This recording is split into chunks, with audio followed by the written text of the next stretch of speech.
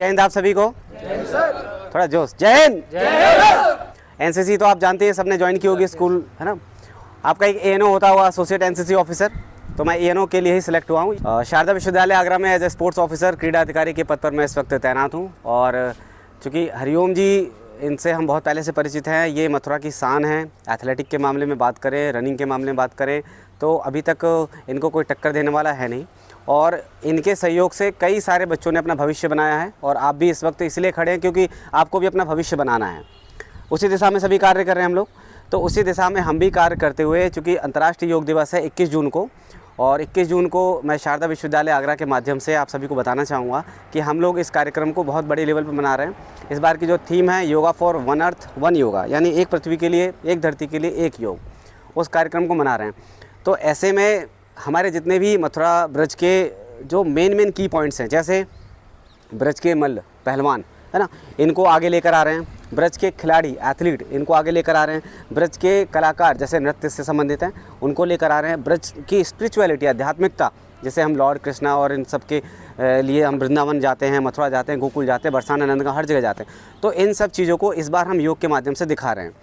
और हमारी पूरी कोशिश है कि ज़्यादा से ज़्यादा आप लोगों को एक प्लेटफॉर्म मिले, एक मौका मिले, आपकी एक आइडेंटिटी बने, पहचान बने। इसलिए हम आज इनको इनवाइट करने आए हैं कि आप सभी वेलकम हैं शारदा यूनिवर्सिटी आगरा में योग के इस बृहद कार्यक्रम में। और एक साथ हम जुटकर इस योग के कार्यक्रम को बेहतर बनाएं, सफल बनाएं। बस मैं यही आपसे रिक्वेस्ट करने आया हूँ। और होप, आशा है कि आप सभी अधिक से अधिक संख्या में वहाँ पहुँचे। आप सभी के लिए जलपान की व्यवस्था रहेगी, सभी के लिए योग की टी-शर्ट भी हैं, उपलब्ध रहेंगी। और चूँकि वहाँ पर आपके प्रशिक्षक महोदय वहाँ मौजूद रहेंगे, तो हमारी तरफ से कुछ छोटा मोटा गिफ्ट भी है आप लोगों के लिए, आपके कोच साहब के लिए। तो उम्मीद करूँगा कि आप लोग जो है वहाँ पर अधिक से अधिक संख्या में आएँ और इस योग कार्यक्रम को सफल बनाएं। जोरदार तालियाँ अपने लिए। Thank you. Hariom ji, Arun sir, आप कुछ कहना चाहेंगे? खिलाड़ियों को थोड़ा सा मोटिवेट कर दें। एक छोटी सी मिसाल मैं अपने लाइफ के अंदर जो स्पोर्ट्स में एक्सपीरियंस किया है, वैसे आपके कोच जो हैं, एक अनुभव एक अलग है। आज मैं आपके बीच में हूँ। मैं अपने स्टूडेंट लाइफ में सबसे सुस्त बच्चा था। क्या था? सबसे सुस्त था। लेकिन डिज़ायर, बर्निंग डिज़ायर आदमी के दिल में जो बोलते, आदमी क्या से क्या बन जाता है। तो जो गलतियाँ एक स्पोर्ट्समैन करता है, वो गलतियाँ आप मत कीजिएगा। आप दिन पर दिन आप उठते जाएंगे। पहली चीज़ क्या है? बॉडी का वाटर लेवल कम नहीं होने दें। तो वाटर लेवल कम नहीं होने का तरीका क्या है? सवेरे उठ के पेट की हवा को निकालिए, नाक को बंद कीजिए, पानी पीजिए, फिर हवा को निकालिए, नाक को बंद कीजिए, पानी पीजिए। ऐसा 3 बार करेंगे तो आपका बेटर वाटर लेवल क्या हो जाएगा? 120-130 हो जाएगा। 77% बॉडी में फैट का होना जरूरी है। कितने परसेंट? 77%। अब आपके बॉडी में कितना फैट है? 120%। जब आप प्रैक्टिस करेंगे तो आपका ऊपर का पानी निकलेगा। कभी भी प्रैक्टिस के दौरान में कभी भी पानी नहीं पिए। पानी क्या करता है? जहर का काम करता है। कभी भी प्रैक्टिस के दौरान में पेशाब नहीं जाए। प्रैक्टिस करने के बाद में बॉडी को क्या कर दे? उल्टा कर दे। कभी झुक के नहीं बैठे, कभी झुक के नहीं बैठे, झुक के नहीं चले। क्योंकि मैं शॉर्ट में आपको बता रहा हूँ, इसका लंबा प्रोसेस होता है। कल को बोले सर इतनी दूर से है हमारा, तो ये सब चीज़ें आपके कोच साहब भी जानते हैं, सब जानते हैं। लेकिन क्या अनुभव के मुताबिक आदमी चलता है। दूसरी चीज़ है how to relax your body. Body को रिलैक्स कैसे करना है? जब आप नहाते हैं ना, नहाने के टाइम पे बॉडी के अंदर पूरा साबुन लगाइए। साबुन को थोड़ी देर के लिए बॉडी पे छोड़ दीजिए और उसको मसल के नहाइए। और आपका डिस्क, जो जिसको बोलते हैं डिस्क, जो गड्ढा होता है फचोरा के ऊपर, उसके ऊपर पानी गिरने दीजिए। एक बार गिरेगा पानी, आपको यूरिन आएगा। क्या आएगा? पेशाब। पेशाब करने से आपकी बॉडी के अंदर जितनी हीट है, क्योंकि क्या, जब आप ज़्यादा प्रैक्टिस करते हैं तो सबसे बड़ी चीज़ क्या, किससे परेशान होता है बच्चा? यूटीआई, यूरिनरी ट्रैक्ट इन्फेक्शन इसको बोलते हैं।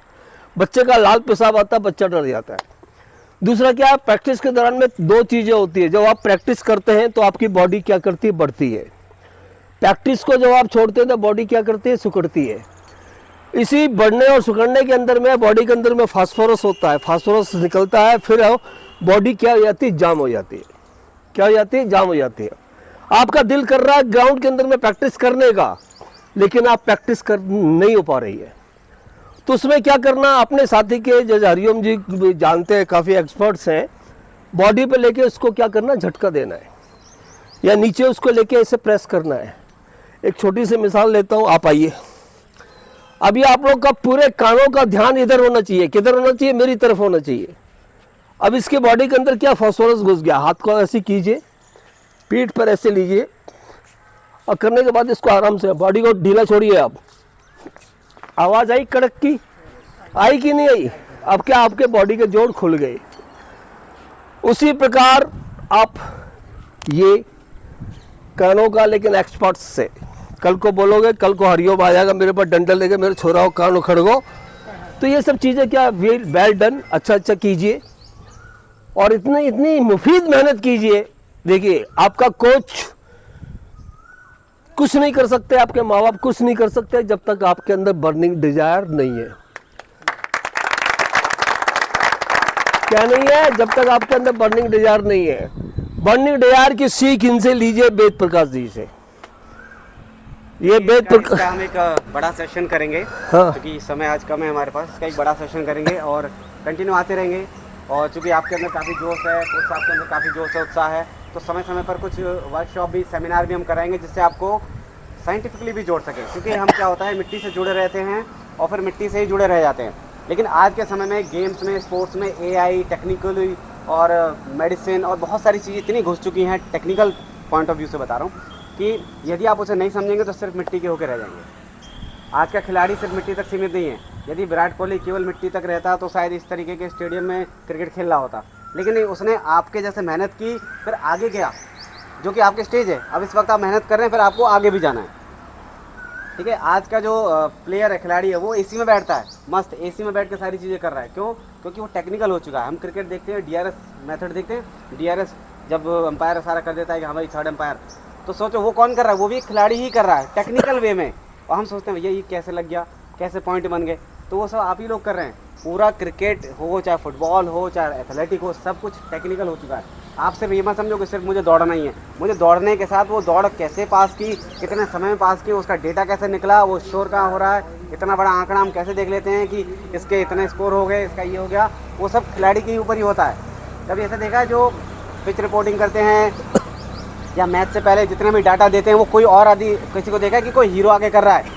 वो तो खिलाड़ी कर रहा होता है। हरभजन सिंह करेगा, अनिल कुंबले करेगा, इरफान पठान करेगा। क्यों?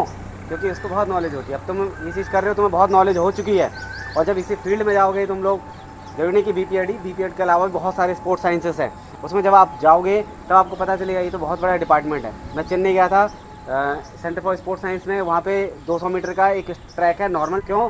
क्योंकि स्पोर्ट्समैन को भी आजकल टेक्निकल वे में स्ट्रॉन्ग बनाया जा रहा है। ठीक है, तो बस आज का सेशन यही फिनिश कर रहे हैं, ज़्यादा टाइम नहीं लेंगे, बस 1-2 फोटो कराएंगे। और आई होप कि आप सभी को बहुत अच्छा लगा होगा हमारे साथ टाइम स्पेंड करके। Thank you to all.